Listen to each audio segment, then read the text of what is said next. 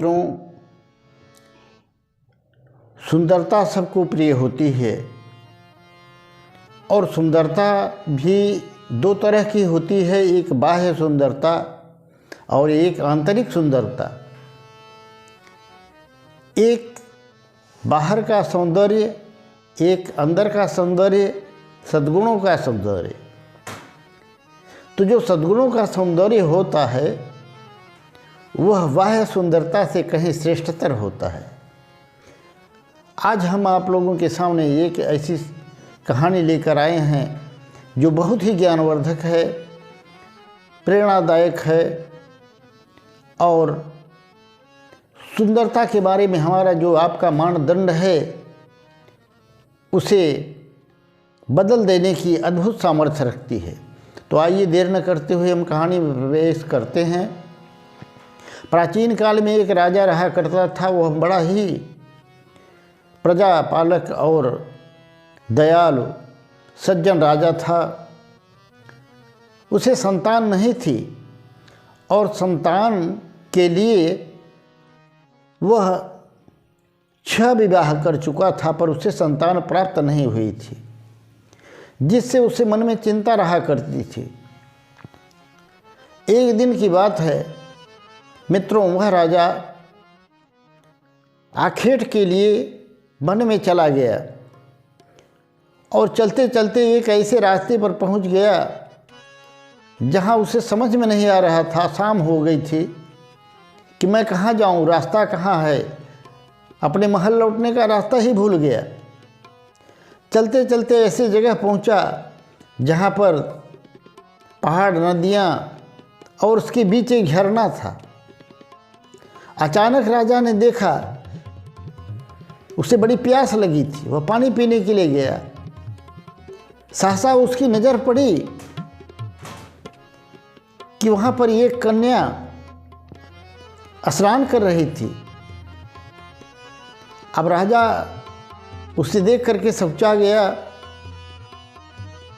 कन्या ने भी मुंह फेर लिया दूसरी तरफ और उसने कहा, आप जो कोई भी हो, आपको प्यास लगी है, आप मेरी पीठ की तरफ मुंह करके पानी पी लीजिए। राजा ने पानी पिया। उस कन्या ने वस्त्र बदले और आकर के सामने खड़ी हो गई और उसने कहा, आपको प्यास लगी होगी, आप पानी पी लीजिए। राजा ने कहा, मैंने पानी तो पी लिया, पर आपने अभी तक अपना परिचय नहीं दिया। क्योंकि वह कन्या की सुंदरता राजा को मोह लिए थे। राजा उसके आकर्षण में बंध गया था। उस कन्या ने बताया, मैं इसी पास के गांव में रहती हूँ, मेरी माँ है और मैं हूँ। छोटी सी खेती बाड़ी है और हम लोग बाज़ार से आकर के अपना वन से फल फूल तोड़ के ले जाते हैं, उसे बेच करके अपना गुजारा करते हैं। पर वह कन्या इतनी सुंदर थी कि राजा उसके रूप लावण्य पर मोहित हो गया और मन ही मन ठान लिया कि इसका मुझसे मिलन पुनः कैसे हो। अब उस कन्या ने कहा कि आपको मैंने अपना परिचय बताया पर आप नहीं बताए। राजा ने बताया कि मैं यहीं से राज्य का एक मंत्री हूँ, ऐसे ही आ गया था, रास्ता भूल गया था। कन्या ने रास्ता बताया। राजा अपने महल को लौट आया, परंतु ये पूछ कर आया था कि तुम कब मिलोगी। तो उस कन्या ने बताया था कि मैं प्रतिदिन यहाँ इसी समय स्नान करने आती हूँ, आप जब चाहें तब मुझसे मिल सकते हैं। और राजा को संतोष कहाँ। दूसरे दिन वह पुनः उसी स्थान पर पहुँच गया जहाँ पर वह कन्या मिली थी। उसका नाम था रूपवती। काफ़ी देर तक राजा ने इंतजार किया पर वह कन्या नहीं आई, तो वह उनके घर चला गया और एक छोटी सी झोपड़ी थी जिसके अंदर से उस बालिका के रोने की आवाज़ आ रही थी। राजा बड़ा आश्चर्यचकित हुआ। गांव वाले इकट्ठे हो गए सबने परिचय पूछा तो राजा ने बताया, मैं यहाँ का राजा हूँ और ये कन्या क्यों रो रही है। गांव वालों ने बताया, इसका दुनिया में कौन था, एक माँ ही तो थी और वो भी साथ छोड़ के चली गई। अब ये रोए नहीं तो करे क्या। राजा तो पहले से ही आसक्त था उसमें और उसने गांव वालों के सामने, सरपंच के सामने घोषणा कर दी कि मैं इस कन्या से विवाह करना चाहता हूं, अगर आप लोग राजी हों तो आज्ञा दीजिए। सभी गांव वाले प्रसन्न हो गए। किस बिटिया की शादी राजा के साथ होगी, धन्य हो गए। सबने कहा, महाराज अभी कर लीजिए। राजा ने उस कन्या के साथ विवाह किया और लेकर के उसे अपने महल चले आए। ये 7वीं रानी थी, 6 विवाह पहले हो चुके थे। अब राजा उस रूपवती को राज्य लक्ष्मी का दर्जा दिया और उसे काफ़ी सम्मान देते, रात दिन उसके सुख सुविधा का ध्यान रखते। और बाकी जो 6 रानियाँ थी, इसे देख करके उनके मन में ईर्ष्या होने लगी। होता भी है, स्त्रियों का स्वभाव होता है, वह स्त्रियों से ईर्ष्या करती हैं क्योंकि उन्हें लगता है कि उनकी मर्यादा, उनका मान भंग हो रहा है। और इसी बीच मित्रों, राजा के यहाँ एक संत आए, परमहंस थे। बहुत सुंदर कपड़ा नहीं था, फटा पुराना कपड़ा जो भी था, पर थे सिद्ध महात्मा। राजा बड़ा ही धार्मिक था। उसने उन महात्मा को अपने यहाँ रुकने का स्थान दिया और बाकी जो 6 रानियाँ थी, बड़ी रानियाँ, वो संत के वेशभूषा को देख करके हीन समझती थी। वो उनके पास बिल्कुल जाती ही नहीं थी। पर ये जो छोटी रानी थी, अभी राजा जो ब्याह करके लाए थे, ये उनकी बड़ी सेवा करती थी। लगभग 1 महीने तक संत जी वहाँ रहे, उसकी सेवा से बड़े प्रसन्न हुए। राजा को अभी तक संतान नहीं थी, महात्मा समझ गए थे और उस राज्य लक्ष्मी को वरदान दिया कि बेटी, तुमने मेरा बड़ी सत्कार किया है, सेवा किया है, सम्मान किया है, मैं तुम्हें वरदान देता हूँ कि तुम्हें पुत्र रत्न की प्राप्ति अवश्य होगी। और ये कह करके संत विदा हुए और अपने स्थान को चले गए। और ये खबर राजा को मिली तो फूले नहीं समाये, पूरे राज्य में खबर फैल गई कि ऐसा रानी को आशीर्वाद मिला है, अब तो राजा का वंश आगे बढ़ेगा। अब ये घटना तो हो गई, थोड़े ही दिन हुए रानी गर्भवती हो गई और राजा उसका बड़ा ख्याल करने लगे। मंत्री को निर्देश दिया और बड़ी पटरानी जो थी उनको भी आदेश दिया कि इन रानी का विशेष ख्याल रखना, क्योंकि ये गर्भावस्था में है और इसमें सेवा, शुश्रूषा और ध्यान की बड़ी ज़रूरत होती है। सबको निर्देश दिए राजा और स्वयं भी ख्याल रखते थे। अचानक घटना क्या होती है कि राज्य के किसी भाग में विद्रोहियों ने विद्रोह कर दिया, चढ़ाई कर दी, सेनापति गए, हार गए। अंततः राजा को स्वयं जाना पड़ा। अब राजा मजबूर थे। उन्होंने बड़ी रानी को समझाया कि देखो, तुम इसका ध्यान रखना, ये गर्भावस्था में है, इसका पूरा ध्यान रखना, मैं जब तक लौट कर न आऊँ। अब राजा ये कह के चले गए। यहाँ घटना ये होती है, 9 मास बीत गए और रानियाँ तो छहों उनसे देख करके ईर्ष्या करती थी, जलती थी। वे मन ही मन विचार कर रही थी कि अभी तक तो राजा इनको इतना सम्मान देते हैं इसको, और अगर पुत्र होगा तब तो इसका सम्मान और बढ़ जाएगा, राजा इसको और चाहेंगे और हम लोग तो दासी की तरह रहेंगे। उनके मन में पाप पैदा हो गया। उन्होंने सोचा कुछ ऐसा किया जाए कि इसका गर्भ नष्ट हो जाए।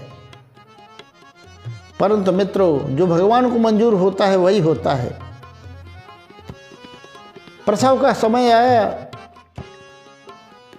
उसे पीड़ा अनुभव होने लगी उस राजलक्ष्मी को।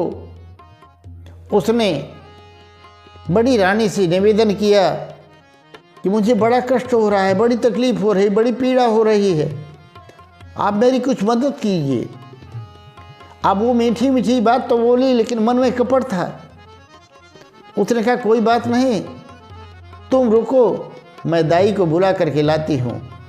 और दाई को जा करके उसने समझा दिया, रुपए पैसे का लोभ दे करके, लालच दे करके कह दिया कि कोई मदद नहीं करना, और जब रानी को बच्चे पैदा हो तो तुम उन्हें ले जा करके वन में कहीं पे गाड़ देना मार करके, तब जब तक इसको होश आएगा इसे पता ही नहीं चलेगा। मित्रों, होता क्या है, दाई ने वैसा ही किया। रानी बेहोश थी, उसे कुछ पता नहीं चला। उसने 7 बच्चे एक साथ ही जन्म दिए थे, और दाई ने वो सारे बच्चे ले जा कर के वन में एक जगह गाड़ दिया। वो लेके चली गई। और इधर बड़ी रानी ने, जब तक रानी को होश नहीं आया राजलक्ष्मी को, वहाँ पर उसके प्रसव के कक्ष में ईंट पत्थर ले जा कर के रख दिया। और जब होश आया तो उसने कहा कि देखो, तुम्हारे यही बच्चे हुए हैं। अब वो रानी तो विलाप करने लगी, करुण क्रंदन करने लगी, रोने लगी। ऐसा कैसे हो सकता है, मेरे गर्भ था, बच्चा होना चाहिए, ये क्या हुआ, ऐसा कैसे हो सकता है, पर करे क्या। चिंतित थी, परेशान थी। मित्रों, इतने में राजा भी उन विद्रोहियों का फन कुचल करके वापस आ चुके थे, और उन्हें भी उत्सुकता थी कि मेरी रानी को गर्भावस्था में जो थी क्या बच्चा पैदा हुआ। बड़ी रानी को बुला करके पूछा। उन्होंने सारा वृत्तांत बता दिया, सब झूठ मूठ बता दिया। इसने तो बड़ा धोखा किया, हम लोगों को गफलत में रखा, इस पेट में बच्चा था ही नहीं, इसने स्वांग रचा कि मुझे गर्भ है। और राजा आप स्वयं चलिए, इसके कक्ष में देख लीजिए क्या है। तो जो उसने ईंट पत्थर रख दिए थे वो राजा को दिखा दिया कि देखो यही है, और ये कह रही थी कि मुझे गर्भ है। गर्भ होता तो कोई बच्चा होता। राजा को क्रोध आ गया, और राजा ने उस रानी से कहा कि देखो, तुमने धोखा दिया है। अगर भगवान बच्चा न देते तो मुझे संतोष था, पर तुमने धोखा किया, मुगालते में रखा, संदेह में रखा, इसलिए तुम्हें क्षमा नहीं करूँगा। आज के बाद तुम दासी बन कर के रहोगी। आज इसके बाद तुम्हारा रानी का पद समाप्त हो गया। बेचारी क्या करती, दुखियारी उनके षड्यंत्र का शिकार हुई। 6 रानियों की दासियों के बीच में अपना जीवन नौकरानी की तरह गुजर करने लगी। ये सब कार्यक्रम चल ही रहा था। गांव के सरपंच आए और राजा से कहा, राजा, हमने ये एक बहुत बड़ा आश्चर्य देखा है कि हमारे वन में जहाँ पर किसी ने कोई पौधा नहीं लगाया है, वहाँ पर एक चंपा का फूल वृक्ष और बांस उसके चारों तरफ उग आए हैं, किसी ने लगाया नहीं है। और राजा वो मनुष्यों की भांति बोलते हैं, जो भी उस चंपा के फूल को तोड़ने जाता है वो ऊपर चली जाती है, बांस भी मानव भाषा में बात करते हैं और वह चंपा भी मानव भाषा में बात करती है। राजा को बड़ा आश्चर्य हुआ, ये क्या बात है। और राजा कहा, मैं चल कर के स्वयं देखूंगा ऐसी आश्चर्य की घटना कैसे हो रही है, क्या है, कुछ तो राज है। राजा पूरी अपनी लाव लश्कर के साथ उस वन में गए जहाँ पर चंपा का वृक्ष और बांस के वृक्ष थे। वहाँ गए और उस चंपा के फूल रात्रि में जो गिरते थे उससे इतनी सुंदर सुगंध आती थी कि जो भी जाता था वह मस्त हो जाता था, बेसुध हो जाता था। वहाँ पहुँचने पर बड़ी रानी ने कहा कि राजन, इन पुष्पों से इतनी सुगंध आ रही है कि मैं इसके पुष्प तोड़ना चाहती हूँ। और जैसे ही राजा ने आज्ञा दी वह फूल तोड़ने चली तो उस चंपा के वृक्ष ने बोला, मेरे भाइयों बताओ, ये मेरी बड़ी माँ कुटिल आई है मेरा पुष्प तोड़ने, क्या तोड़ने दूं या आकाश में चली जाऊं। बांस जो थे उनमें से ऐसा लग रहा है कि 5-6 आदमी एक साथ बोल रहे हों। सब ने कहा, कतई नहीं, ये तो छूने लायक नहीं है, इसे भगवान भी नहीं माफ़ करेगा। कितना बड़ा धोखा दिया है, मेरी माँ को कितना कष्ट दिया है, इसने छल कपट किया है, कदापि नहीं, इसे तो अपना फूल छूने नहीं देना। और वह आकाश में चली गई। रानी हतप्रभ हो गई, बड़ी लज्जित हुई। इसी तरह से बाकी की 5 रानियों ने भी प्रयास किया पर किसी को फूल उसने तोड़ने नहीं दिया। राजा भी चले फूल तोड़ने के लिए तो राजा को भी उन्होंने मना कर दिया और स्पष्ट मानव भाषा में कहे कि आप भी अपनी जिंदगी में निर्णय नहीं कर पाए, जिसको ब्याह करके लाए दूसरों की बात पर विश्वास करके सच्चाई का पता ही नहीं लगाया, अपने घर को अपने परिवार के साथ आप न्याय नहीं कर पाए तो राज्य क्या संभालेंगे। आप भी पुष्प तोड़ने लायक नहीं हैं। और वह चंपा का पेड़ इतना ऊंचा हो गया कि राजा भी मुख नीचा करके, सिर नीचा करके खड़े हो गए। तब मंत्री ने कहा, राजन, अगर आपका हुक्म हो तो सबसे छोटी रानी को एक बार मौका दें, हो सकता है कुछ राज पता चल जाए।